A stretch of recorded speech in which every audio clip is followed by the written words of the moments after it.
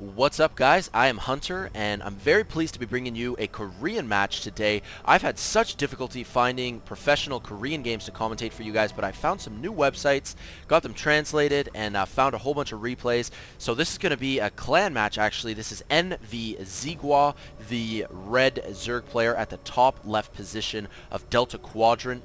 The clan is Nv, and XiGua, I've seen a number of his games before, and they were up against members of, the NEX clan in Korea, and other very well-known players and clans. So he's certainly a very strong Zerg player and has a strong presence on the Korean servers.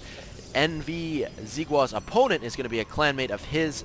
MacSed is the blue Protoss player at the bottom left position of one of the more controversial maps in the 1 vs 1 map pool. Maybe controversial is the wrong word, but it's actually the only map that exhibits rotational symmetry. So every time you rotate this particular map 90 degrees, it's symmetric, as opposed to what most 4-player maps are, and that they're usually symmetric, like if you drew an X on the mini-map.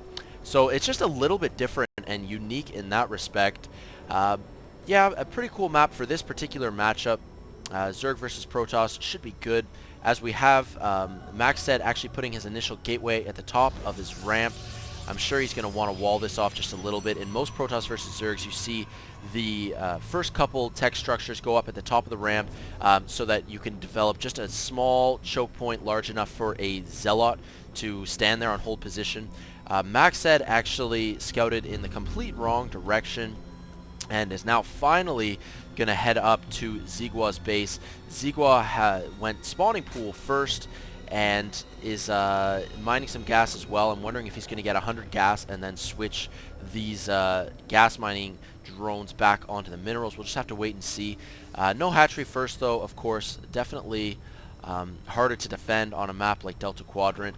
I mean, it's quite a large distance from your main base down to your natural. You got to spread that creep at the very least if you want to try to pick up a fast expo. We'll see what XiGua has planned. I'm not exactly sure at this point. He is going to get the metabolic boost, though, and he's actually going to continue to mine gas, getting a queen on the way as well back at the Protoss base. As I mentioned before, you can see the Zealot there. He is on hold position and is going to protect that small gap between the cybernetics core and the ridge, which is going to prevent, any Zerglings from really doing anything effective, and of course prevent all scouting as well, as these Zerglings now chasing around the probe. That probe will eventually die. Zerglings run just a tiny bit faster than the probes or any worker does, and MacSed continuing to mine off of 2 gases as well. 16 workers for the Zerg player, 16 drones versus 19 probes for MacSed, as a few Zerglings are out on the map already, 4 to be exact, and Speedling research as well on the way. That probe, it was able to float right through the Zealot because MacSed right-clicked on one of the mineral patches.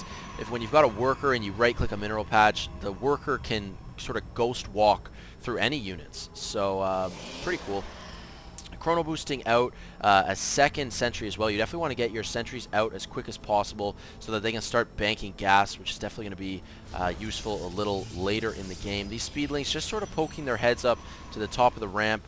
They spot the chrono boost being used on the gateway. They see that the chrono boost is not being used on the cybernetics core, which certainly could lead the Zerg player to believe that the Protoss player is not doing a 4-gate, and in fact he is not. He's actually getting a Stargate after his second gateway. Very interesting. I expect Stargate play to become more and more common in Protoss versus Zerg matchups, especially due to that recent buff. Phoenix now come out 10 seconds faster.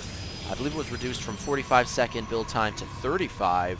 So that really does change the whole dynamic, or all the timings for airplay for Protoss players, and it's going to be interesting to see the pros kind of work that into their build orders. We do have Roach speed on the way, pumping out a couple Roaches as well. Continue to just hang out at the front door of MacSed's base. He's definitely going to want to know when the Protoss player is choosing to move out, and we do in fact have a one Phoenix on the way, so no Void Rays or anything like that. there is a critical number as well of Phoenix that you should definitely, you know, wait for before engaging. I mean, it'd be good to use this Phoenix right now to scout. You'd be revealing your Phoenix tech right away. But if you can get 3 or 4 Phoenix out, usually 4 if your opponent is going to have at least a couple queens to deal with them. But 4 is a good number where you can sort of focus down a queen in one go. So that's sort of one critical value of Phoenix. We have Burrow is complete and Tunneling Claws on the way as well. So this should be interesting. Do we have any? Of course no robotics facility just yet, and no forge either. So there is not going to be any detection, at least for the next few minutes, from our for our Protoss players. So it's going to be very hard to engage these burrowed roaches with Tunneling Claws. They regenerate very quickly when burrowed. And finally getting a robotics facility. Does he know about the roaches at all? I don't believe so. There's really no way. He hasn't moved out with any units to sort of scout the Tunneling Claw tech. These Phoenix going to spot a couple roaches heading over to his base, and he did wait for 4 Phoenix, so I got to keep an eye on the minimap as well. But these Phoenix going to take out an Overlord. So there you go. 1 Graviton Beam, 3 Phoenix attacking it, able to take out the Queen, no problem. So 4 Phoenix is definitely that critical value you want before engaging a Zerg player. And it looks like now we have XiGua moving in at the same time as the Phoenix taking out more and more drones. These burrowed roaches moving underneath the army of the Protoss player. When are they going to pop up? These Protoss units none the wiser. It scares the shit out of them as these roaches pop out of the ground. Guardian Shield going to reduce the damage just a little bit, but the roaches do a good job of focusing down the sentries.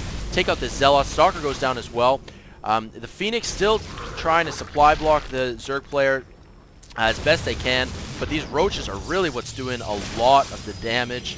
Unpowering the Stargate, unpowering Warp Gate and the robotics facility. All the probes are forced off the line, retreating. They're not going to want to engage this many roaches. There is detection now out at long last. It was just a little bit late. If that observer had been out a little bit sooner, I think this would have gone quite differently. But as such, it looks like MacSed here really not in a good position. All of his buildings are unpowered.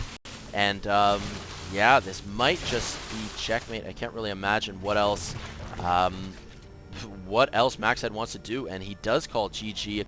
I also wanted to point out a glitch. I've just slowed it down to normal speed, and I want to show you the roaches that they are not being burrowed by XiGua. He is just like sort of moving and stopping to use them to attack. You can see burrows like this one, for example. He's not burrowed right now, as the icon can show you. Neither is this one. But if you watch these 2 roaches, whenever they attack, they sort of poke their head up, attack, go back down to burrow. Poke their head up, attack, and then they're burrowed again really quickly, like this guy here. That's not micro. This guy's doing it as well. A lot of these roaches are doing it. None of them are officially burrowed. There'd be no reason for them to be burrowed right now anyway. But, you know, they've got that burrow animation. They're poking up and attacking. I'd be very interested to see, actually, MacSed's vision. But unfortunately, he has an observer, so it wouldn't matter either way. I'd like to see if, you know, these roaches are going invisible in between attacks. That would be kind of cool. Just wanted to point that glitch out to you guys. All right, peace out.